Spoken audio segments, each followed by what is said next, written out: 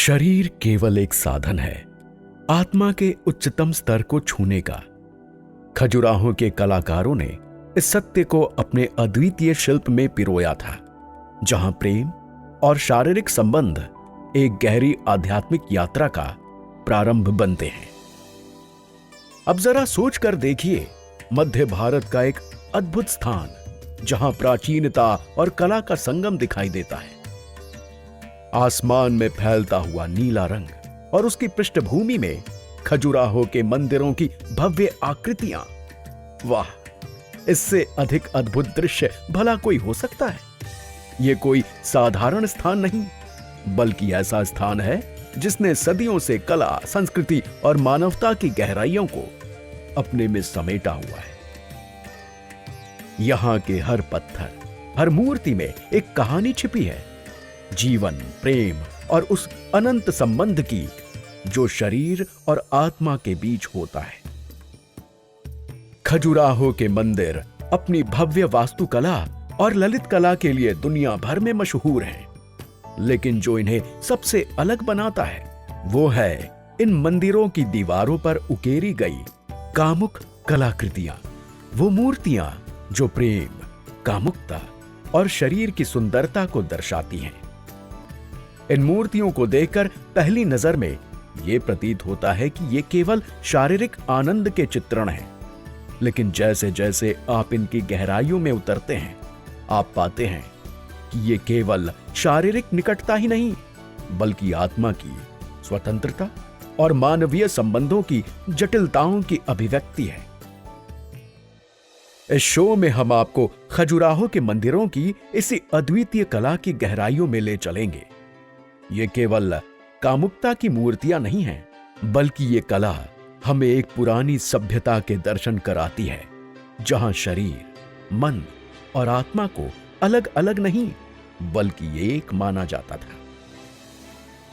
खजुराहो की कला हमें सिखाती है कि प्रेम केवल एक भावना नहीं, बल्कि जीवन का एक महत्वपूर्ण हिस्सा है, जिसे हम किसी भी तरह से नजरअंदाज नहीं कर सकते। इस शो में हम ये भी जानेंगे कि आखिर खजुराहो के ये कामुक चित्रण क्यों बनाए गए थे। क्या ये केवल शारीरिक आकर्षण का प्रतीक थे, या फिर इनका कोई गहरा धार्मिक और आध्यात्मिक उद्देश्य था? खजुराहो के इन मंदिरों में उकेरी गई मूर्तियां हमें उस समय की संस्कृति और समाज के बारे में बताती हैं, जहां काम और मोक्ष को एक ही सिक्के के दो पहलुओं के रूप में देखा गया था। यह कला हमें याद दिलाती है कि मानव जीवन में शारीरिक सुख भी उतना ही महत्वपूर्ण है जितना आध्यात्मिक खोज। खजुराहो के मंदिर हमें यह सिखाती हैं कि प्रेम और कामुकता जीवन का एक अभिन्न हिस्सा है। यह केवल शरीर का मिलन नहीं, बल्कि आत्मा का भी मिलन है, जहां मानव अनुभव की सीमाएं खत्म होती हैं और एक नई यात्रा की शुरुआत होती है। तो चलिए चलते हैं एक ऐसी कहानी के सफर पर जो जीवन, प्रेम और आत्मा के गहरे संबंध को उजागर करती है। खजुराहो की ये यात्रा हमें ये समझने में मदद करेगी कि हमारे पूर्वजों ने प्रेम और जीवन को कितनी गहराई से समझा और उसकी अभिव्यक्ति की।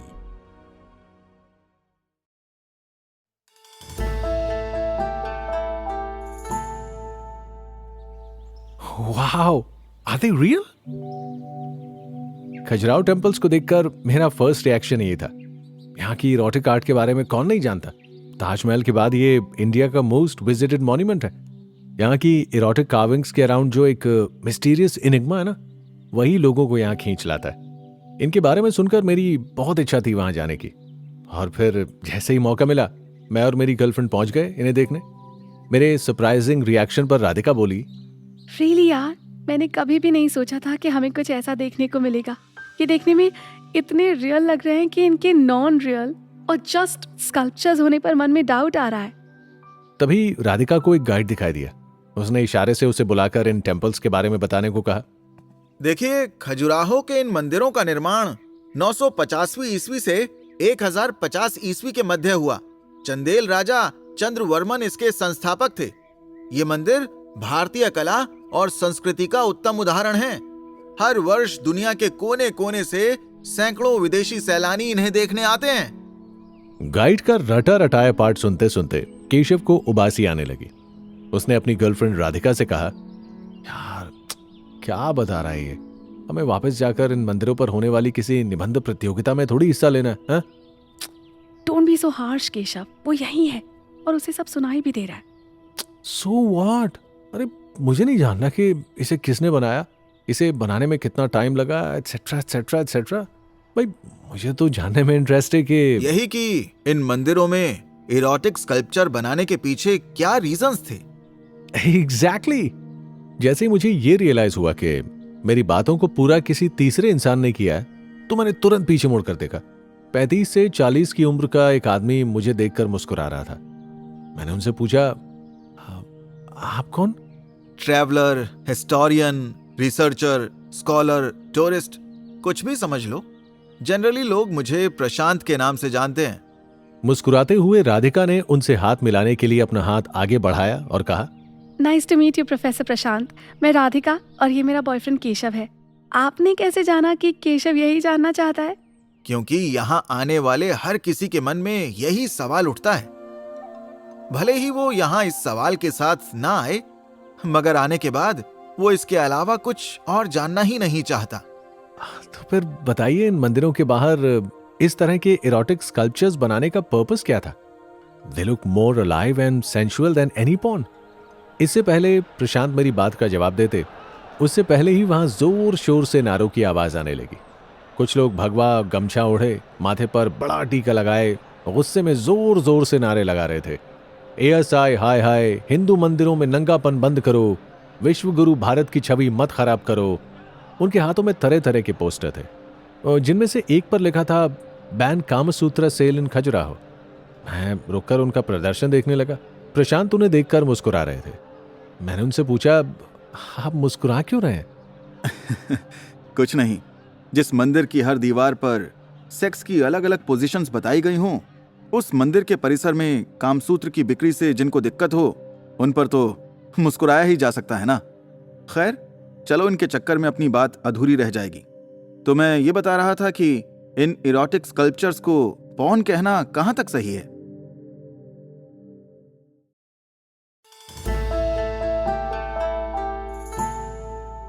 खजुराहो के मंदिरों की मशहूर इरोटिक स्कल्पचर्स देखने मैं अपनी गर्लफ्रेंड राधिका के साथ ट्रिप पर आया हुआ था। यहाँ हमारा सामना बजरंग सेना के लोगों से हुआ, जो खजुराहो टेम्पल्स में कामसूत्रा की बिक्री के खिलाफ विरोध प्रदर्शन कर रहे थे, जिन पर हमारे साथ जो हिस्टोरियन प्रशांत थे वो मुस्कुरा रहे थे। मैंने प्रशांत से पूछा, क्या ये इरोटिक स्कल्पचर्स उस जमाने का पॉर्न है? क्योंकि मुझे लगता है अगर ये स्कल्पचर्स सेक्सुअल पोजीशंस की मूर्तियां ना होकर तस्वीरें होती, और अगर इन्हें कोई किसी व्हाट्सएप ग्रुप में शेयर करता, तो सब इन्हें शायद पॉर्न ही समझते। First of all, they are not porn. Porn का सोल पर्पस सिर्फ सेक्सुअल डिजायर को बढ़ाना होता है। Besides that, they don't contribute to anything, but these sculptures are more than that. गौर से देखो इन्हें। They are the finest example of ancient Indian art and culture, also with a deep meaning and purpose. Like sex is the symbol of procreation, जो कि human existence के लिए बहुत जरूरी है। और इनके फेसेस को देखो, लस्ट दिखाई देती है कहीं? नहीं, ऐसा लगता है जैसे ये सब मेडिटेट कर रहे हैं। आपने अभी कहा कि ये स्कल्पचर्स पॉर्न नहीं है, लेकिन मैंने कहीं पढ़ा था कि इन इरोटिक स्कल्पचर्स को बनाने का पर्पस लोगों को सेक्सुअली एजुकेट करना था। देखिए, तभी तो यहाँ पर कितनी डिटेल में सब बताया गया है। It is partially true, there is so much more to it. वैसे एक्चुअल में कोई भी 100% एक्यूरेसी के साथ ये नहीं बता सकता कि इन्हें बनाया क्यों गया था, मगर बहुत सी रेलेवेंट थियरीज हैं जो इनके एग्जिस्टेंस को अंडरस्टैंड करने में हमारी हेल्प करती हैं। और आदे, अगर किसी पर्टिकुलर टाइम की आर्ट या लिटरेचर के बारे में जानना चाहते हैं, तो सबसे पहले हमें उस समय के सोशल, रिलीजियस और पॉलिटिकल कल्चर को ध्यान में रखकर उस पर अपनी रिसर्च करनी चाहिए। इन स्कल्पचर्स के केस में हमें यह समझना होगा कि उस समय की सोसाइटी सेक्स के बारे में क्या विचार रखती थी, और अगर मंदिरों में ऐसी इरोटिक आर्ट को स्थान मिला है, तो क्या मेल और फीमेल की सेक्सुअल यूनियन की कोई रिलीजियस वैल्यू भी थी? आज के हिसाब से उस समय की चीजों को जज नहीं कर सकते, और ना ही उनके बारे में किसी कंक्लूजन पर पहुंच सकते हैं। अपनी रिसर्च में मेरे सामने कुछ थियरीज आईं जो काफी हद तक इन स्कल्पचर्स के होने की पहेली को सॉल्व करती हैं। लाइक बौद्ध धर्म की तरफ लोगों का झुकाव, तांत्रिक इन्फ्लुएंस, पौराणिक कथाओं का चित्रण, देवदासियों की लाइफ का चित्रण, हिंदू धर्म का सिद्धांत, धर्म, अर्थ, काम और मोक्ष। बट ये तो श्योर है कि ये इरोटिक स्कल्पचर्स यहाँ सिर्फ डेकोरेशन के लिए नहीं है और ना ही ये किसी राजा की सनक का परिणाम है, क्योंकि ऐसी मूर्तियां सिर्फ इसी मंदिर में नहीं है। इंडिया में और भी ऐसे कई मंदिर हैं जहां इससे भी ज्यादा बोल्ड वे में इन्हें बनाया गया है।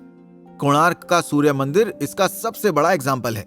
9वीं ईस्वी से लेकर 14वीं ईस्वी तक ऐसे स्कल्पचर्स का बनना काफी ट्रेंड में रहा। इन सब थ्योरीज को थोड़ा डिटेल में बताइए प्लीज। और ऐसा क्या सडन चेंज आया तब के लोगों की सोच और नजरिए में कि उन्होंने मंदिर के बाहर ऐसे इरोटिक स्कल्पचर्स बना दिए? राधिका की रिक्वेस्ट पर प्रशांत बोले, sure, let's go around and talk. किसी भी आर्ट को उसकी फेस वैल्यू से नहीं समझा जा सकता। एक पेंटर की पेंटिंग के पीछे भी उसकी एक इंस्पिरेशन होती है, और उसे ये इंस्पिरेशन कहाँ से मिलती है? अपनी सराउंडिंग से। एग्जैक्टली।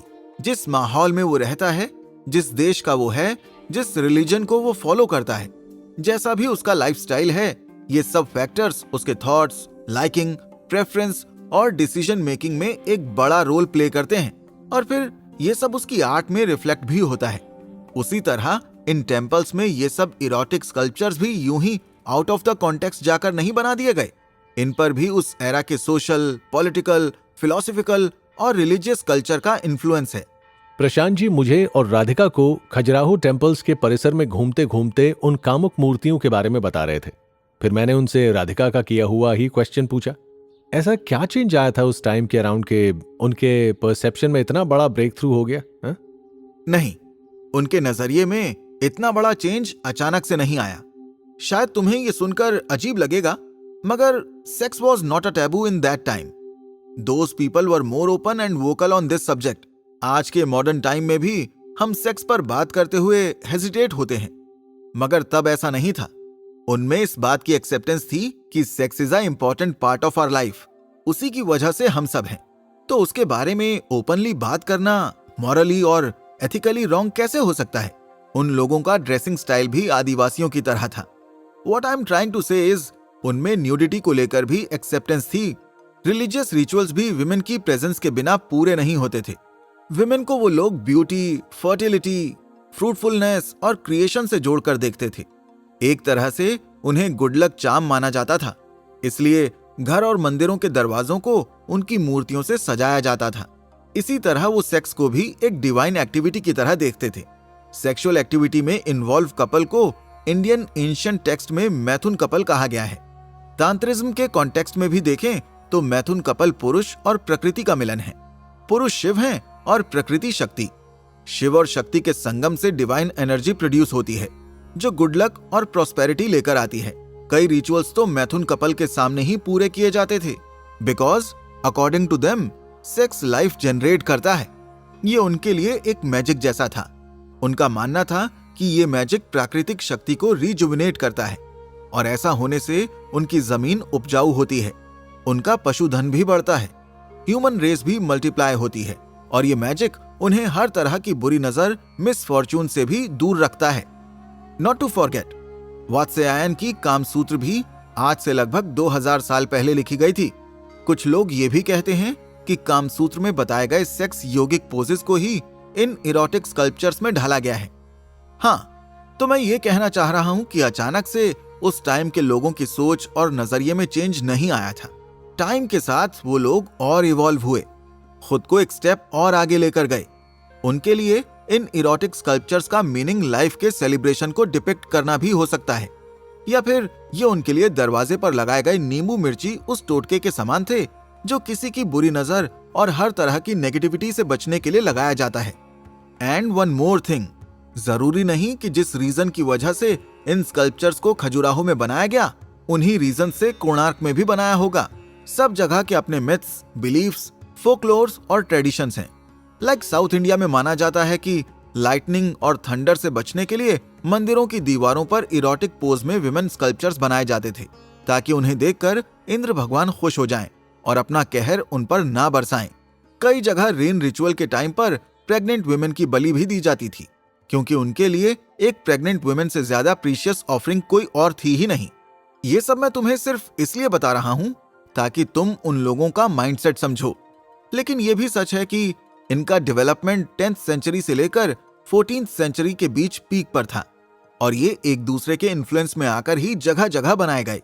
ओह ओके, आपने अभी उन लोगों के 10th सेंचुरी से पहले के रिलीजियस बिलीव्स और कल्चर्स के बारे में बताया, मगर फिर भी कुछ और इवेंट्स और चेंजेस भी हुए होंगे उस टाइम के अराउंड, जिनका रिजल्ट इन मंदिरों के बाहर एरोटिक स्कल्पचर्स के रूप में निकला। हाँ, ड्यूरिंग दैट टाइम कुछ पॉलिटिकल और रिलीजियस चेंजेस हुए थे। गुप्ता डायनेस्टी के खत्म हो जाने के बाद मंदिरों में इरोटिक आर्ट से इंस्पायर्ड मैथुन कपल की मूर्तियां देखी गईं। हालांकि ये चर्चा में 9th सेंचुरी से 11th सेंचुरी के बीच में आए। अब क्वेश्चन ये आता है कि इसी पीरियड में क्यों इन्हें बनाया गया। एक्चुअली गुप्ता डायनेस्टी के दौरान लोग सुखी, समृद्ध और संपन्न थे। कॉमन पीपल के पास भी पैसा और प्रॉपर्टी थी, क्योंकि उस काल में रोमन्स और अरब से आए अमीर व्यापारियों के साथ वो बिजनेस करते थे, तो वो भी खा कमा रहे थे। और ये ह्यूमन नेचर है कि जब हम मटीरियली ग्रो करते हैं तो हमारा मन सांसारिक सुखों की तरफ भागने लगता है। सेक्स लाइफ भी उनमें से एक है। गुप्ता डायनेस्टी से पहले लगभग अशोका के टाइम से बुद्धिज्म और जैनिज्म का एक्सपेंशन बहुत बड़े स्केल पर हुआ था। वैराग्य के प्रति लोगों में झुकाव पैदा हो रहा था। हिंदुइज्म के भक्तों की संख्या में कमी आ रही थी। लेकिन ऐसा हो क्यों रहा था? हिंदू धर्म को लोग छोड़ क्यों रहे थे? और इसका इन इरोटिक स्कल्पचर्स से क्या संबंध? राधिका के सवाल का प्रशांत जी ने क्या जवाब दिया?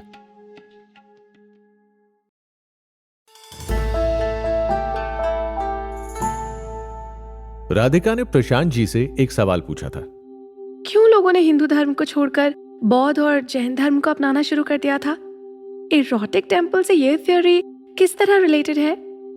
इंडिया में बुद्धिज्म और जैनिज्म का एक्सपेंशन 4 रीजंस की वजह से हुआ। First was a rigid caste system. जातिवाद को लेकर हिंदू धर्म बहुत कट्टर था। कोई सोशल फ्लेक्सिबिलिटी नहीं थी। लोअर कास्ट वालों का मंदिर में आना तो वर्जित था ही, साथ ही उन्हें हिंदू स्क्रिप्चर्स को भी पढ़ने नहीं दिया जाता था। कुछ स्पेशल फूड्स और ड्रिंक्स पर भी उनके लिए पाबंदियां थीं। ऐसे में बौद्ध और जैन धर्म ताजे हवा के झोंके की तरह फैला, क्योंकि ये दोनों धर्म कास्ट सिस्टम में बिलीव नहीं करते थे। Second was corruption in religion. उस दौरान हिंदू धर्म के नाम पर इतना करप्शन होने लगा था कि लोगों का दम घुटता था। ब्राह्मण और पुरोहित मीनिंगलेस रिचुअल्स के नाम पर आम लोगों से बहुत पैसा ऐंठा करते थे। क्षत्रियों को भी ब्राह्मणों से इसी बात की शिकायत थी। इसलिए धीरे धीरे लोग बौद्ध और जैन धर्म की तरफ जाने लगे, क्योंकि ये दोनों ही धर्म किसी भी तरह के धार्मिक कर्मकांडों और विधि विधान में बिलीव नहीं करते थे। Third was reactions against ritualism. मंदिरों में जाना, पूजा पाठ करवाना लोगों को एक्सपेंसिव पड़ने लगा था, और कभी भी आउट ऑफ द ब्लू ब्राह्मण कोई भी रिचुअल या पूजा पाठ करने को बोल देते थे। हिंदू धर्म की इन्हीं कमियों ने जैन और बौद्ध धर्म के लिए रास्ता बनाया। Fourth was complex language. Hindu धर्म के सभी शास्त्र संस्कृत में लिखे गए थे। ब्राह्मण उन्हें समझाते थे तो संस्कृत में ही समझाते थे, जो सभी के लिए समझना आसान नहीं था। जैन और बौद्ध धर्म के आचार्यों ने लोगों से उन्हीं की भाषा में बात करना शुरू किया, जिस वजह से लोग उनसे आसानी से जुड़ने लगे। ब्राह्मणों के साथ साथ राजा और अमीर लोग भी आम जनता को कंट्रोल और एक्सप्लॉइट करते थे। इन सब की इतनी अति हो गई थी कि लोग किसी वोल्केनो की तरह फटने को पूरी तरह तैयार थे। उस समय बौद्ध और जैन धर्म की विचारधारा ने लोगों के बीच एक क्रांति का काम किया। उनकी आत्माओं को अंदर तक झंझोड़ कर रख दिया। लोगों में स्पिरिचुअल एनलाइटमेंट और अवेकनिंग की भी इच्छा जोर मारने लगी। सालों से एक मीनिंगलेस लाइफ जीते जीते उनकी आत्माएं अपने रास्ते से भटक गई थीं। उनका नैतिक पतन होना भी शुरू हो गया था। ऐसे में उनके लिए इन दोनों नए धर्मों ने प्यूरिफिकेशन का काम किया। बुद्ध और महावीर दोनों का कहना था कि हर तरह की मोहमाया से दूर रहो, यही सब दुखों का कारण है। उनकी ये बात लोगों के दिलों में गहरे घर कर गई थी। दोनों ही धर्म तप और वैराग्य से मोक्ष पाने का मार्ग दिखाते थे। उनके इन्फ्लुएंस में आकर बहुत से लोग अपनी डोमेस्टिक और मटेरियलिस्टिक लाइफ से दूर होने लगे। उन्हें बौद्ध और जैन धर्म की शिक्षाओं में सुकून मिलने लगा, लेकिन इससे हिंदू धर्म को बहुत नुकसान हुआ। ब्राह्मणों को लोगों ने इंपॉर्टेंस देनी बंद कर दी। उन्हें अपनी हर समस्या का हल ध्यान, तप और साधना में दिखने लगा। जिसके लिए उन्हें किसी ब्राह्मण या पुरोहित की भी नीड नहीं थी। लेकिन इस थ्योरी का इन इरोटिक स्कल्पचर से क्या लेना देना? हाँ, मैं उसी पर आ रहा हूं। जब बौद्ध और जैन धर्म को लोग बड़ी तेजी से अपनाने लगे तो हिंदू धर्म के ब्राह्मणों और पुरोहितों की चिंता बढ़ने लगी। उन्हें अपने सर्वाइवल की चिंता होने लगी। लेकिन जब गुप्ता रूलर्स पावर में आए तो हिंदू धर्म को एक बार फिर से उठने का चांस मिला। ये तो वेल प्रूव्ड थ्योरी है कि पावर और रिलीजन एक साथ एक दूसरे के सपोर्ट से ग्रो करते हैं। गुप्ता रूलर्स हिंदू धर्म को लेकर बहुत कंजर्वेटिव थे। उन्होंने अपनी पावर को और मजबूत करने के लिए ब्राह्मणों को मंदिरों के लिए जमीन दान करनी शुरू कर दी, जिसके बदले ब्राह्मणों ने उन्हें एक्नॉलेज करना शुरू कर दिया। समाज के लिए उनका पावर में आना एक शुभ संकेत माना गया। गुप्ता रूलर्स के अंडर हिंदुइज्म बहुत फला फूला। उनके लिए यह सब इतना आसान इसलिए भी रहा क्योंकि उन्होंने अपनी पावर को डिसेंट्रलाइज किया। हर प्रदेश का एक सामंत चुना और उसे अपने हिसाब से उस प्रदेश को चलाने के अधिकार भी दिए। उन सभी ने अपने अपने लेवल पर हिंदू धर्म को बढ़ावा दिया। लेकिन यहाँ भी फिर से वही क्वेश्चन उठता है कि अचानक से लोग बौद्ध और जैन धर्म छोड़कर हिंदू धर्म को क्यों अपनाने लगे? वो इसलिए क्योंकि उन्होंने अपने धर्म के नियमों और परंपराओं को थोड़ा फ्लेक्सिबल किया, पुराने रीति रिवाजों की बेड़ियों को तोड़ा, कट्टर जातिवाद को खत्म किया। हिंदू धर्म का नया रूप समझने में आसान और अपनी ओर आकर्षित करने वाला था। इसी दौरान जंगलों में रहने वाले भीलों और आदिवासियों के मन में भी हिंदू धर्म की ओर रुझान पैदा होने लगा। फिर जब इस पीरियड में मटीरियलिस्टिक वेल्थ बढ़ी तो लोगों का मन सांसारिक सुखों की ओर भागने लगा। हाथ में पैसा हो तो मनुष्य की डिजायर्स का ग्राफ भी ऊंचा होता जाता है। उसे हर तरह के सुखों को भोगने की चाह होने लगती है। सेक्स लाइफ भी इनमें से एक है। इरोटिक स्कल्पचर्स भी उनके इसी मूड को रिफ्लेक्ट करते हैं। लोगों की सांसारिक सुखों के प्रति बढ़ती रुचि को देखकर हिंदू धर्म के रक्षकों ने इसे स्पिरिचुअलिटी यानी आध्यात्म से जोड़ना शुरू किया। उन्हीं की डिजायर्स को सपोर्ट करते हुए उन्होंने आम जन के लोगों के बीच भी अपनी पोजीशन फिर से स्ट्रॉन्ग कर ली। जहां एक तरफ सन्यास, वैराग्य, संयम और तप की वैल्यू पहले जैसी ही रही, वहीं दूसरी तरफ लोगों ने अपनी मटीरियलिस्टिक डिजायर्स यानी तन, मन और धन की इच्छाओं को भी एक्सेप्ट करना शुरू कर दिया। धीरे धीरे उनका माइंड उस विचार और थियरी से भी फ्री होने लगा जो ये कहती थी कि हर तरह की डिजायर मनुष्य को मोक्ष के मार्ग से दूर रखती है। फाइनली उन्होंने काम यानी फुलफिलमेंट ऑफ डिजायर्स के अर्थ को समझना शुरू किया। ह्यूमन लाइफ के इंपॉर्टेंट ऑब्जेक्टिव की तरह उसे स्वीकारना शुरू किया। उसके स्पिरिचुअल एस्पेक्ट को पहचान कर अपनी सांसारिक इच्छाओं और आध्यात्म के बीच बैलेंस करके जीवन को जीना सीखा। उन्होंने ये जाना कि सिर्फ जप तप और संन्यास लेने से ही मोक्ष नहीं मिलता, बल्कि सांसारिक सुखों को भोगने के बाद ही मनुष्य अपनी सभी इच्छाओं से मुक्त हो पाता है। और एक बार वो फ्री हो गया तो समझो उसे मोक्ष पाने की राह मिल गई। लेकिन उसके लिए मंदिरों में ही क्यों ये इरोटिक स्कल्पचर्स बनाए गए? स्पेशल इसी के लिए कोई और बिल्डिंग भी बनाई जा सकती थी, राइट? उनका पर्पस लोगों को हिंदू धर्म की तरफ खींचना था। उस पीरियड में मंदिर सिर्फ पूजा पाठ का स्थान नहीं होते थे, वहां एक दूसरे से सोशल होने के पर्पस से भी लोग आते थे। ज्यादा से ज्यादा लोग मंदिर आए, इसलिए शायद इन मंदिरों की बाहरी दीवारों पर ये इरोटिक स्कल्पचर्स बनाए गए ताकि उनका इंटरेस्ट हिंदू धर्म की इस नई विचारधारा में बढ़ने लगे। और ऐसा हुआ भी। उनका ये मास्टर स्ट्रोक बौद्ध और जैन धर्म के पतन का एक कारण भी बना। मगर मुझे नहीं लगता कि सिर्फ बौद्ध और जैन धर्म को रिप्रेस करने और हिंदू धर्म की ओर लोगों का ध्यान आकर्षित करने के लिए इनको बनाया गया। इनका पर्पस कोई बहुत बड़ा और डीप रहा होगा। टेल मी, क्या इन्हें देखकर कहीं से भी ऐसा लगता है कि ये कॉन्सेप्ट अचानक से किसी के माइंड में आया होगा और उसने इस पर काम करना शुरू कर दिया होगा? अच्छा, तो अगर ऐसा नहीं है तो फिर आपके हिसाब से कौन सी थियरी ज्यादा एप्ट है? तांत्रिक फिलॉसफी।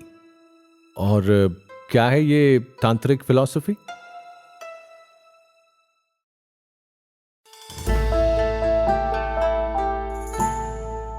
प्रशांत जी ने हमें बताया कि 13th सेंचुरी से पहले हमारी इंडियन सोसाइटी में सेक्स कोई टैबू नहीं था और न ही उसके बारे में बात करना कोई पाप था। रिलीजन और सोसाइटी में सेक्स को लेकर कंप्लीट एक्सेप्टेंस थी। ये फैक्ट उस समय लिखे गए लिटरेचर से भी साबित होती है। काम शास्त्र तो इसका सबसे बड़ा एग्जाम्पल है। इसके अलावा कालिदास की लिखी रचनाओं में भी इरोटिक पोइट्री का अच्छा खासा कलेक्शन है। और सिर्फ यही नहीं, इरोटिक स्कल्पचर्स के ट्रेंड में आने से पहले के समय के जो हिंदू मंदिर हैं, उनके भी दरवाजों और दीवारों पर हमें मेल और फीमेल की सेंसुअल फिगर्स दिखाई देती हैं। इसका सीधा सीधा मीनिंग यही होता है कि वो मेल और फीमेल के साथ को एक डिवाइन एक्टिविटी की तरह देखते थे। इसीलिए एक सिंबल के रूप में वो इसे अपने घर और मंदिरों की दीवारों और दरवाजों पर बनाते थे। लेकिन इन स्कल्पचर्स की लिमिटेशन सिर्फ सेक्सुअल एक्टिविटी तक ही नहीं थी। कई जगह सेक्स विद एनिमल को भी रिप्रेजेंट किया गया है। कहीं कहीं तो मैथुन कपल के साथ किसी साधु या तपस्वी को भी दिखाया गया है। उसे देखकर ऐसा लगता है कि जैसे कोई तांत्रिक रिचुअल परफॉर्म किया जा रहा। इम्पॉसिबल टू डू लगने वाले सेक्स योगिक पोजेस और ऑर्जीज की रिप्रेजेंटेशन भी तांत्रिक कल्ट्स की थ्योरी को एविडेंटली प्रूव करती है। प्रशांत जी ने मुझे और राधिका को इस बारे में काफी डिटेल में बताया था। आइए आप भी सुनिए।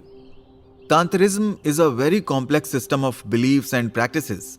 यही एक ऐसा फिजिकल सिस्टम है जो ओपनली ये कहता है कि सारी क्रिएशन के पीछे की मौलिक शक्ति यानी फंडामेंटल फोर्स मेल और फीमेल की सेक्सुअल यूनियन है।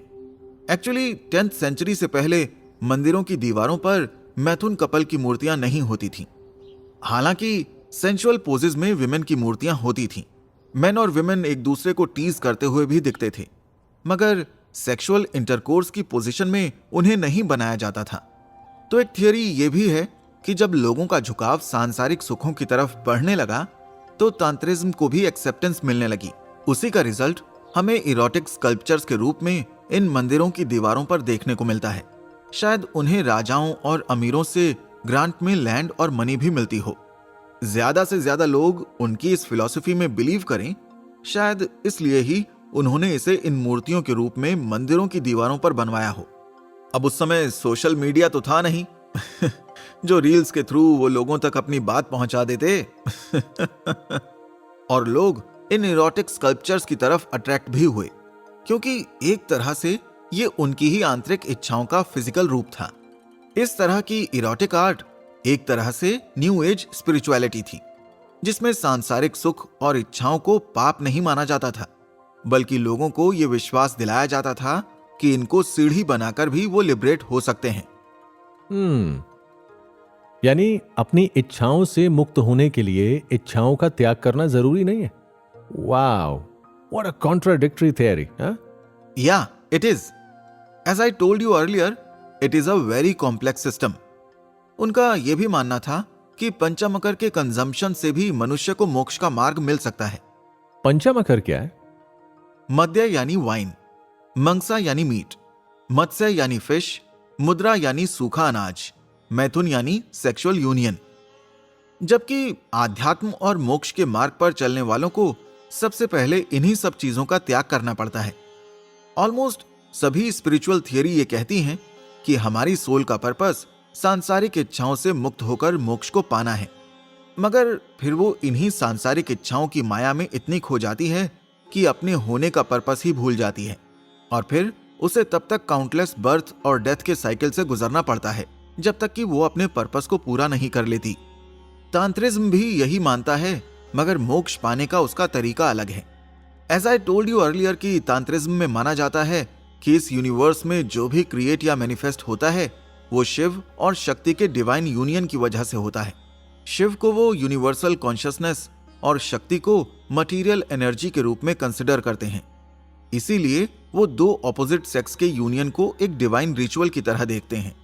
उनका बिलीव है कि अगर इस रिचुअल को सही तरीके से किया जाए तो मनुष्य धीरे धीरे सांसारिक इच्छाओं से मुक्त होने लगता है, वो आत्मा को पहचानने लगता है।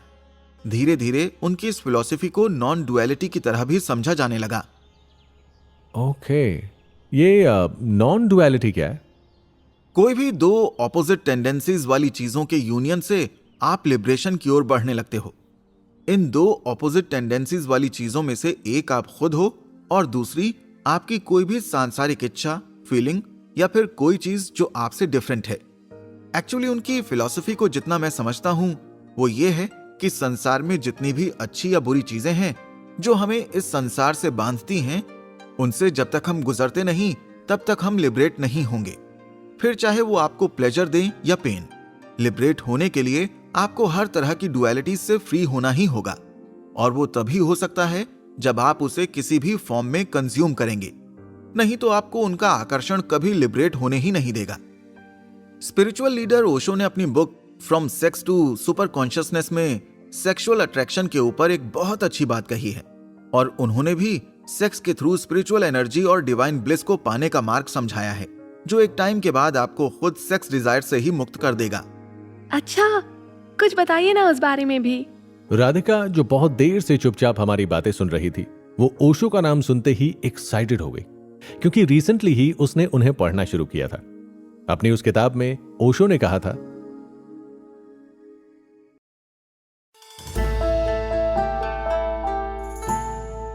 ओशो का नाम आते ही राधिका ने प्रशांत जी से पूछा, आपने कहा कि ओशो ने भी सेक्स के थ्रू स्पिरिचुअल एनर्जी और डिवाइन ब्लिस पाने का मार्ग बताया है, तो प्लीज कुछ बताइए ना उस बारे में। एक बार ओशो अपने कुछ 8-10 मित्रों के साथ खजुराहो आए थे। इन कामुक मूर्तियों को देखकर उनके मित्रों ने भी उनसे यही पूछा कि इस तरह के स्कल्पचर्स का मंदिर में क्या काम। तब ओशो ने उनसे कहा कि उस समय के लोग बड़े समझदार थे। वो ये समझते थे कि जीवन की परिधि के बाहर काम है। जो लोग अभी काम में उलझे हैं, उन्हें मंदिर में प्रवेश करने का कोई हक नहीं। फिर जब वो अंदर आए तो उन्हें यह देखकर हैरानी हुई कि अंदर एक भी कामुक मूर्ति नहीं थी। तब ओशो ने उन्हें बताया कि यह मंदिर कभी एक मेडिटेशन सेंटर था। जो भी लोग यहाँ आते थे, उनसे कहा जाता था कि बाहर पहले मैथुन के ऊपर ध्यान करो, पहले सेक्स को समझो, और जब सेक्स को पूरी तरह समझ जाओ और तुम पाओ कि मन उससे मुक्त हो गया है, तब तुम अंदर आ जाना, तब तुम्हारा परमात्मा से मिलना हो जाएगा। ओशो ये भी कहते हैं कि धर्म के नाम पर हमने कभी सेक्स को समझने की स्थिति पैदा होने ही नहीं दी, बल्कि सेक्स करने को पाप समान बना दिया। सेक्स को समझो मत, आंख बंद कर लो और घुस जाओ भगवान के मंदिर में। आंख बंद करके कभी कोई भगवान के मंदिर में जा सकता है?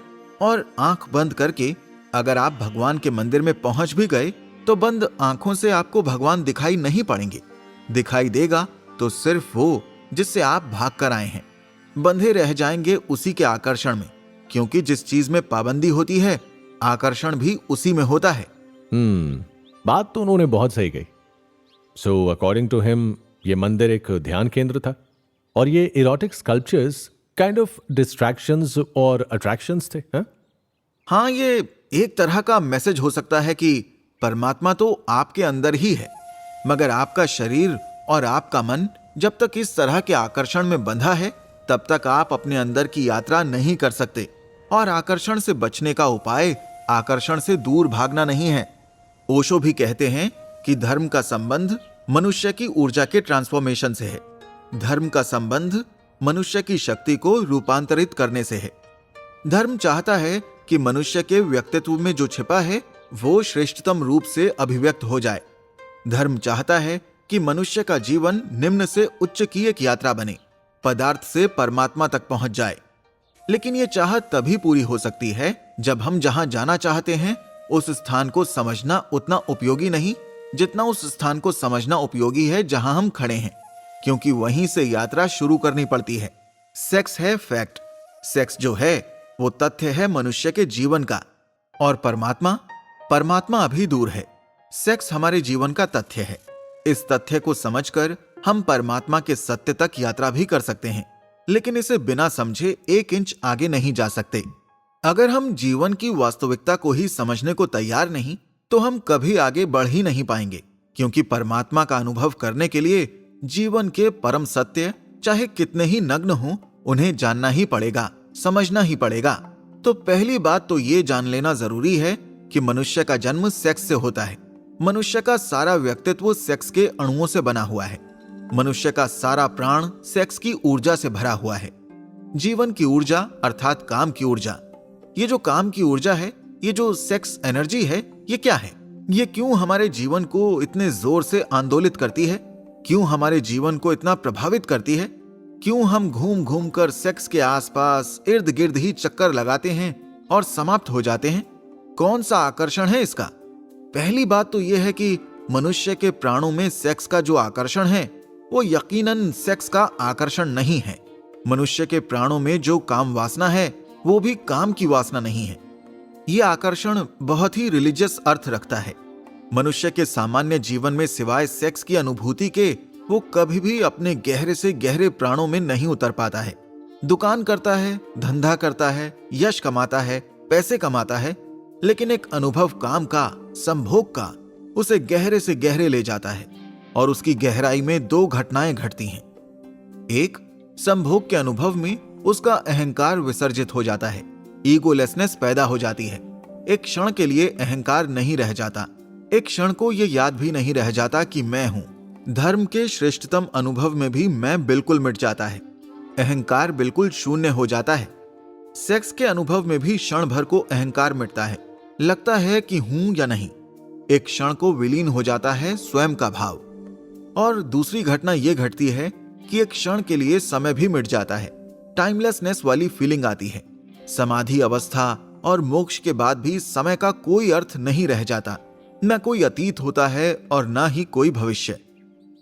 लेकिन ये सब सुनकर लग रहा है कि ओशो सेक्स के फेवर में है, वो इसे छोड़ने की बात नहीं करते। हाँ, वो इसे छोड़ने की बात नहीं करते। वो कहते हैं कि बार बार इसका अनुभव करने पर आप खुद इससे मुक्त हो जाते हो। सेक्स की आतुरता में कुछ और अर्थ है जो समझ लेना जरूरी है। सेक्स की आतुरता में कोई रिलीजियस अनुभव है, कोई आत्मिक अनुभव है। उस अनुभव को अगर हम देख पाएं तो हम सेक्स के ऊपर उठ सकते हैं। अगर उस अनुभव को हम ना देख पाएं तो हम सेक्स में ही जिएंगे और मर जाएंगे। जैसे अंधेरी रात है और अंधेरी रात में बिजली चमकती है। बिजली की चमक अगर हमें दिखाई पड़ जाए और बिजली को अगर हम समझ लें तो अंधेरी रात को हम मिटा भी सकते हैं। लेकिन अगर कोई इसके विपरीत ये समझ ले कि अंधेरी रात के कारण बिजली चमकती है, तो फिर वो अंधेरी रात को और घना करने की कोशिश करेगा ताकि बिजली चमके। हमें अंधेरे को नहीं, उस बिजली को समझना है। सेक्स की घटना में एक बिजली चमकती है जो सेक्स से अलग है, उस पार से आती है, वो हमें ट्रांसेंड करती है। उस पार के अनुभव को अगर हम पकड़ लें तो हम सेक्स के ऊपर उठ सकते हैं, अन्यथा नहीं। लेकिन जो लोग सेक्स के विरोध में खड़े हो जाते हैं वो उस अनुभव को समझ भी नहीं पाते कि वो अनुभव आखिर है क्या। सो दैट मीन्स सेक्स ही वो स्टेट है जो हमें एक क्षण के लिए ही सही लेकिन उस नथिंगनेस वाली स्टेट का एक्सपीरियंस जरूर करवा देता है, राइट? एग्जैक्टली। और वो नथिंगनेस वाली स्टेट कब आती है? जब हम अपनी ईगो और मैं भाव को छोड़ देते हैं, खुद को कंप्लीटली सरेंडर कर देते हैं। मगर सेक्स से भी हमें ये एक्सपीरियंस कुछ सेकंड्स के लिए ही होता है, इसलिए भी हमारे लिए ये जरूरी हो जाता है कि इस एक्सपीरियंस को पूरी तरह अंडरस्टैंड करें ताकि उसे सेक्स के बाहर भी हम ढूंढ पाएं। जिस दिन ऐसा हो जाता है हम सेक्स से मुक्त हो जाते हैं।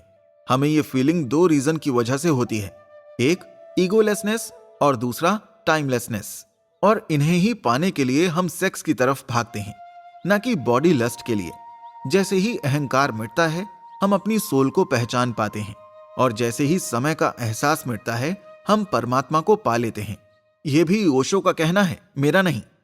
एनीवेज, सभी फिलॉसफी और थियरी की तरह यह भी एक थियरी है। ओशो ऐसा मानते हैं कि उस समय के लोग ये बात समझते थे और जन जन तक इसे पहुंचाने के लिए उन्होंने इन मंदिरों में इरोटिक स्कल्पचर्स का निर्माण किया। बट मुझे लगता है कि इनके होने का कोई बहुत डीप मीनिंग है। अच्छा, थोड़ी देर पहले आपने कहा था कि आपको मोस्ट एप्ट थियरी टैंट्रिज्म की लगती है ना? हाँ, मैंने कहा था। जितनी भी अवेलेबल थियरीज हैं उसमें मुझे वही सबसे एप्ट लगती है। लेकिन फिर भी पूरी तरह इस बात के लिए मन नहीं मानता कि सिर्फ तांत्रिक फेथ की ओर लोगों को अट्रैक्ट करने के लिए इन्हें बनाया गया है। मे बी ये किसी बड़ी डिस्कवरी के हिडन क्लूज हों, या फिर ये सिर्फ मेटाफर्स हैं किसी बड़ी फिलॉसफी को समझने के लिए, और साथ ही डिल्यूजन का काम भी करते हैं ताकि इसके ट्रू मीनिंग को वही समझे जो इसे समझना चाहता है। Wow, what a deep thought. एक थियरी मैंने धर्म, अर्थ, काम, मोक्ष की भी पढ़ी थी। क्या वो भी इन इरोटिक स्कल्पचर्स के पीछे की एक थियरी हो सकती है? आई मीन, क्या ये थियरी?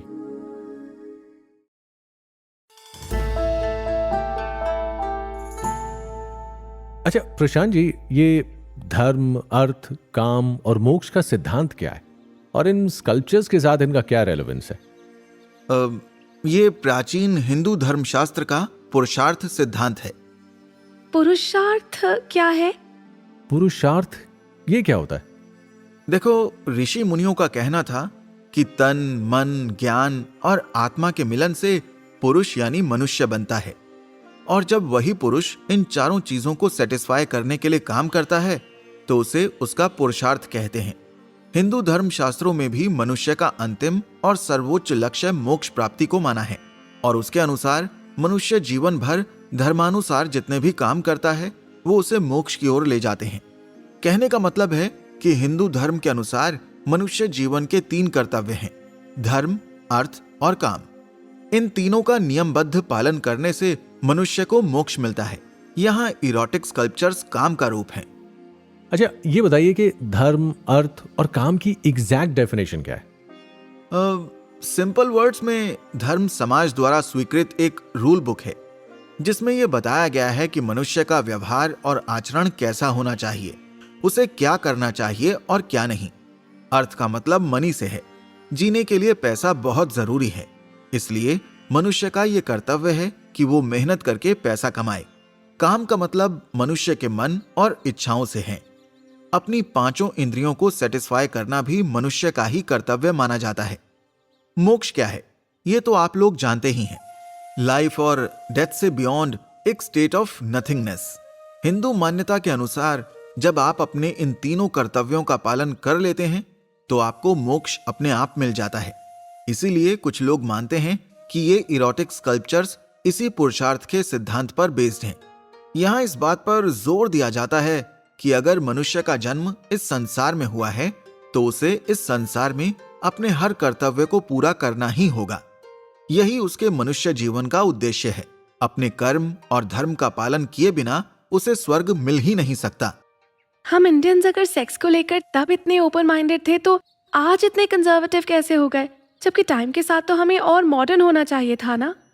इसका भी एक रीजन है। 13th सेंचुरी से इंडिया मुस्लिम रूलर्स के अंडर रहा और उसके बाद फिर अंग्रेजों के, जिससे हम इंडियंस की सोच और लाइफस्टाइल में बहुत चेंजेस आए। हम भी उनकी तरह नैरो माइंडेड और कंजर्वेटिव होते गए। आज तक हम सोशली और पॉलिटिकली ब्रिटिश इन्फ्लुएंस से बाहर नहीं आ पाए हैं। जानते हो, 1839 में पहली बार टी.एस. बर्ट नाम के एक ब्रिटिश ऑफिसर ने इन खजुराहो टेम्पल्स को डिस्कवर किया। इन स्कल्पचर्स को देखकर पता है उसका फर्स्ट रिएक्शन क्या था? उसने अपने एक्सपीरियंस को डॉक्यूमेंट करते हुए लिखा था कि I found it in the ruins of Khajuraho 7 large देवालयास और Hindu temples most beautifully and exquisitely carved as to workmanship. But the sculptor had at times allowed his subject to grow rather warmer than there was any absolute necessity for his doing. Indeed, some of the sculptures here were extremely indecent and offensive. जो erotic sculptures indecent लगे, मंदिर के बाकी हिस्से से उसे कोई problem नहीं थी। वो उसे बहुत ब्यूटीफुल और एनिग्मेटिक लगा। वैसे ऐसा सोचना उसकी गलती भी नहीं थी। एक तो उसे हमारे इंडियन आर्टिस्टिक और रिलीजियस ट्रेडिशन के बारे में मालूम नहीं था। दूसरा, वो जिस कंजर्वेटिव विक्टोरियन एरा को बिलोंग करता था उसमें उसका ऐसा सोचना मुझे सरप्राइज नहीं करता। बाद में यूरोप से और भी स्कॉलर्स आए इन्हें देखने और इन पर स्टडी करने, मगर उनके ओपिनियन भी उस ब्रिटिश ऑफिसर से ज्यादा डिफरेंट नहीं थे। उन्होंने भी हमारी मोरालिटी, कल्चर और एथिक्स पर कई सवाल खड़े कर दिए थे। उनके हिसाब से उस समय की इंडियन सोसाइटी मोरालिटी और प्लेजर में बैलेंस करके जीना नहीं जानती थी। वन वर्ड में बोलूं तो उनके अकॉर्डिंग वो लोग सभ्य नहीं थे। हर समय सिर्फ भोग विलास और ऐशो आराम में खोए रहते थे। इसलिए उन्होंने मंदिर जैसी पवित्र जगह पर भी ऐसे ऑफेंसिव और इरोटिक स्कल्पचर्स बना दिए थे। वैसे वो भी अपनी सोच के हिसाब से सही कंक्लूजन पर पहुंचे थे। वो दौर ही ऐसा था। विक्टोरियन मोरालिटी का इन्फ्लुएंस यूरोप के मोस्टली हिस्सों पर था, मगर हाँ, हमें उन्हें इस बात का क्रेडिट जरूर देना चाहिए कि उनके कारण इंडियंस फिर से इन मंदिरों को डिस्कवर कर पाए और ये जानने की खोज में लगे कि आखिर इन्हें बनाया क्यों गया था। अब तक मुझे लगता था कि इरोटिज्म को लेकर सिर्फ एशियन कंट्रीज ही कंजर्वेटिव हैं। ये डिपेंड करता है कि हम किस सोशल, रिलीजियस और पॉलिटिकल एनवायरनमेंट में रह रहे हैं। देश या राज्य में किसका शासन है, रूलर्स की आइडियोलॉजी के हिसाब से भी उस जगह का कल्चर और उसके अंडर रहने वाले लोगों की सोच बदल जाती है। जैसे इन इरोटिक कार्विंग्स के होने के पीछे एक और थियरी है। कुछ लोग मानते हैं कि उस एज के राजा और रानी अधिकतर सेक्सुअल प्लेजर में डूबे रहते थे। अपनी उसी इरोटिक लाइकिंग और फीलिंग्स को एक फिजिकल शेप देने के लिए इन मंदिरों की दीवारों पर इसे खुदवाया गया, जस्ट लाइक दो स्टोन स्क्रिप्चर्स, शिला अभिलेख, ताकि आने वाली जनरेशन उनके बारे में जाने। तभी राधिका ने एक गाइड को कहते सुना कि स्कल्पचर्स हमारी हिंदू पौराणिक कथाओं को चित्रित करते हैं। ये सुनते ही राधिका क्यूरियस हो उठी। उसने प्रशांत जी से पूछा, ये स्कल्पचर्स हमारी हिंदू पौराणिक कथाओं का चित्रण है, इनके होने के पीछे क्या ये थियोरी भी हो सकती है?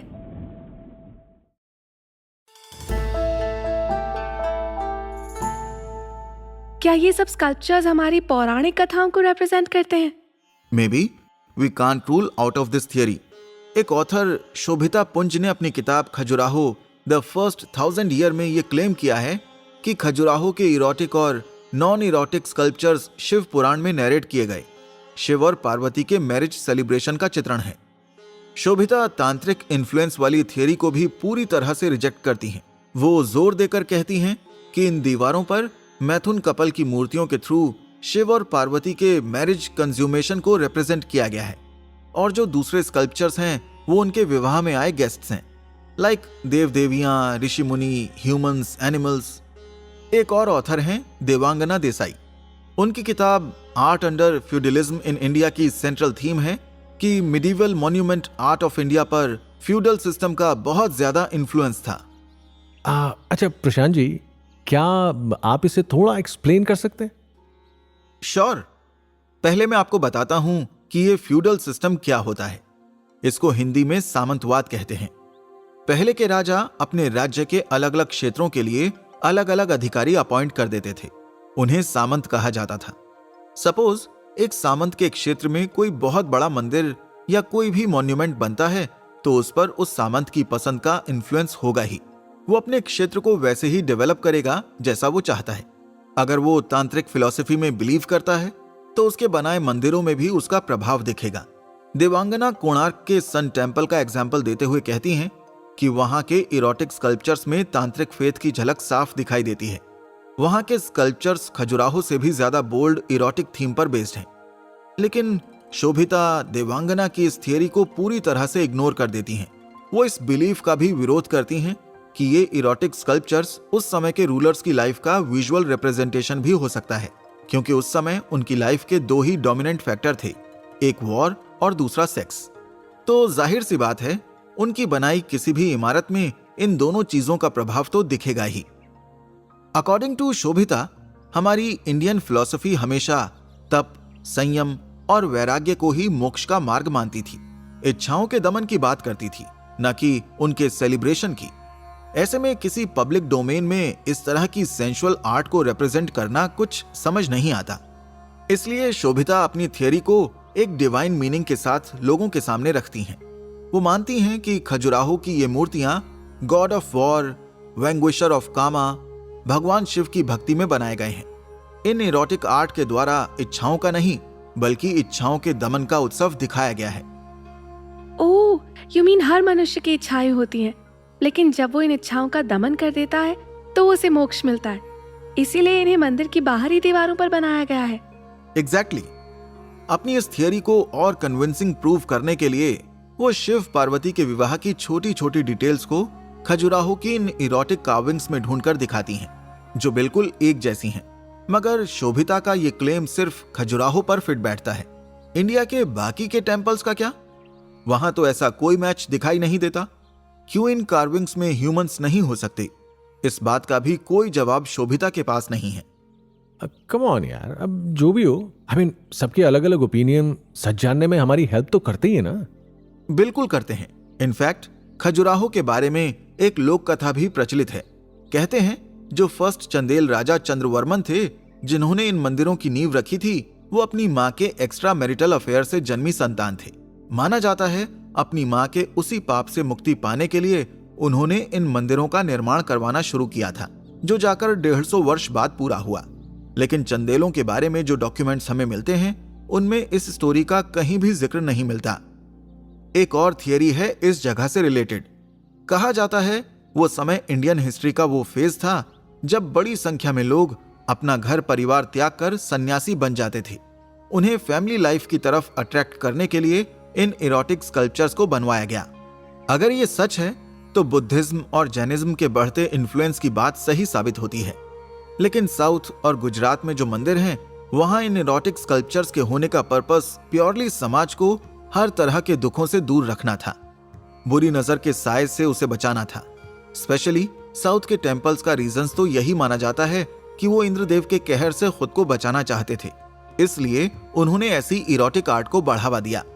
मगर जहां खजुराहो और कोणार्क के सूर्य मंदिर में इन्हें एकदम फ्रंट में रखा गया है, वहीं गुजरात के मंदिरों में इनके लिए ऐसा स्थान चुना गया जहां सीधे से लोगों की नजर ना पड़े।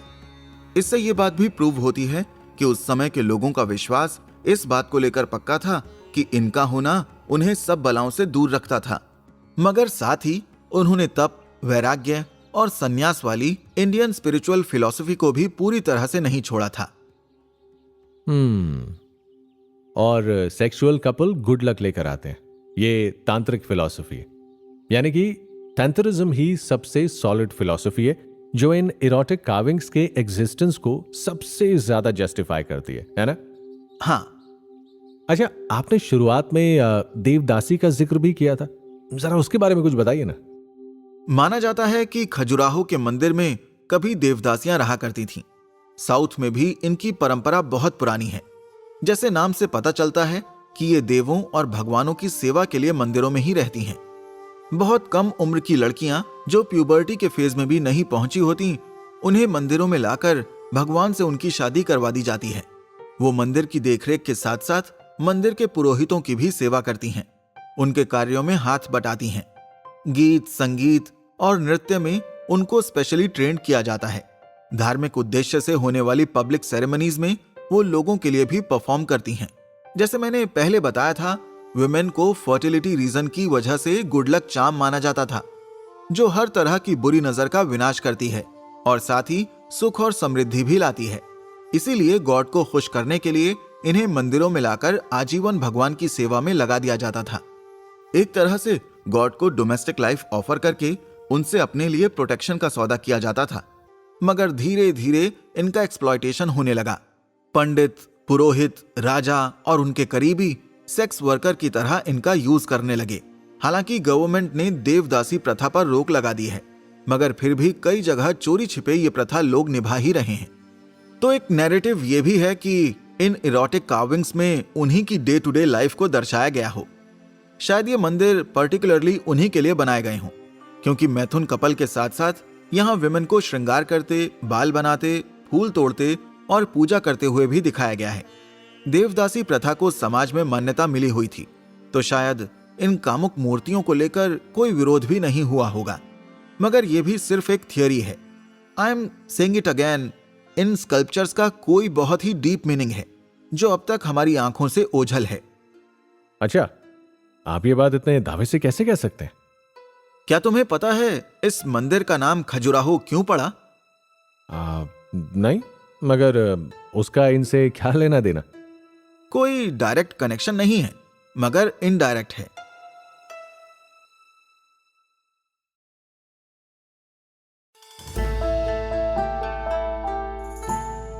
अच्छा, खजुराहो का नाम खजुराहो क्यों पड़ा और इसका इन कामुक मूर्तियों से क्या कनेक्शन है? जब इस बारे में प्रशांत जी ने मुझे और राधिका को बताया तो हम भी इसके क्रिएटर्स की तारीफ किए बिना रह नहीं सके। मैंने प्रशांत जी से पूछा था, प्रशांत जी, खजुराहो का इन इरोटिक स्कल्पचर्स से क्या कनेक्शन है? देखो, कोई डायरेक्ट कनेक्शन नहीं, बट इनडायरेक्ट है। As I already mentioned that in erotic carvings का डबल या मल्टी लेयर्ड पर्पस हो सकता है। लाइक जो सचमुच ज्ञान और परमात्मा की खोज में है, उसके लिए इनमें कोई डीप मैसेज छिपा है, या फिर वो कोई ऐसी नॉलेज है जो किसी गलत हाथों में नहीं पड़नी चाहिए, इसलिए इसे एक सेंसुअल डिस्ट्रैक्शन दिया गया। पता नहीं आपने कभी नोटिस किया है या नहीं कि पुराने टाइम के मंदिरों की दीवारों पर बनी आर्ट के पीछे उनके समय की कोई ना कोई जानकारी जरूर छिपी होती है। शायद इन स्कल्पचर्स को बनाने के पीछे भी यही कारण रहा हो। क्या पता इनमें किसी बहुत ही पुराने तांत्रिक रिचुअल को परफॉर्म करने का फॉर्मूला छिपा हो, या मनुष्य जीवन से जुड़े किसी रहस्य का क्लू हो इनमें। अच्छा, वो कैसे? मैं एक एग्जाम्पल से बताता हूँ। इस जगह का नाम खजुराहो इसलिए पड़ा क्योंकि यहाँ बहुत सारे खजूर के पेड़ हैं। पहले तो पूरे के पूरे जंगल थे। खजूर एक फ्रूट है, मगर खजूर को स्कॉर्पियन भी कहा जाता है। यहाँ के कई मंदिरों में खजूर वाहक शब्द का यूज किया गया है। खजूर वाहक यानी स्कॉर्पियन बेयरर, जो शिवजी को कहा जाता है। तो हो सकता है कि इस जगह का नाम शिवजी के नाम पर पड़ा हो। यही नहीं, यहाँ के कई फीमेल स्कल्पचर्स के एंकल्स पर स्कॉर्पियन का निशान भी बना हुआ है। अब इसका क्या अर्थ है ये तो कोई नहीं जानता, लेकिन इससे ये प्रूफ जरूर होता है कि यहाँ सब कुछ पहेली जैसा है। जो दिखता है वो सिर्फ माया है, सच कुछ और है। और शायद वो यही मैसेज देना चाहते हैं कि जो दिखता है वो सिर्फ माया है। स्वयं को, सत्य को, आत्मा और परमात्मा को ढूंढना ही तुम्हारे जीवन का परम उद्देश्य है। इस बारे में जब भी सोचता हूं तभी एक नई थियरी पर पहुंच जाता हूं। हाँ, सही कहा आपने प्रशांत जी। इन स्कल्पचर्स को लिटरल लें तो ये सिर्फ एरोटिक आर्ट है, लेकिन ये सच नहीं है। जैसे कई कविताओं को इस तरह लिखा जाता है कि उनका एक लिटरल मीनिंग भी होता है और एक बहुत ही डीप मीनिंग भी। हाँ, जैसे हमारे इंडिया के पुराने वेदों और शास्त्रों की हर सूक्ति में डबल मीनिंग छिपा है। फॉर एग्जाम्पल, मैंने तांत्रिक पंचामकर के बारे में बताया था ना। हाँ, मध्य, ममसा, मत्स्य, मुद्रा और मैथुन। हाँ, यही। मध्य का लिटरल मीनिंग है शराब, लेकिन इसे एक और कॉन्टेक्स्ट में समझा जा सकता है।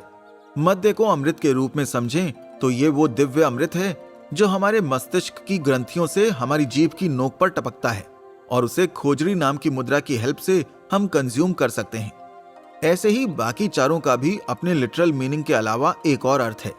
द पॉइंट इज, जितना हमें अपनी आंखों के आगे नजर आ रहा है और जितना हम अब तक इनके बारे में समझे हैं, वो भी अभी पूरा सत्य नहीं है। देखो ना, इनकी सेंसुअल आर्ट को भी देखकर मन में लस्ट की जगह स्पिरिचुअलिटी का एहसास होता है।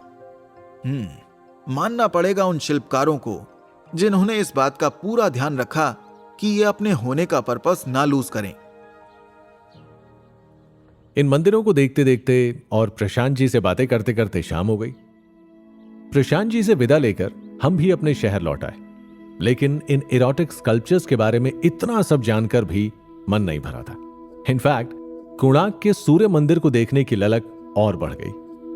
कहते हैं ना, उस मंदिर में जाके ऐसा लगता है कि वहां जिंदगी का उत्सव मनाया जा रहा हो। राधिका और मैं एक दिन वहां भी जरूर जाएंगे। और अगर आप ऐसे किसी मंदिर में गए हैं तो हमें अपना एक्सपीरियंस कमेंट सेक्शन में लिखकर बताइए। And thank you for listening.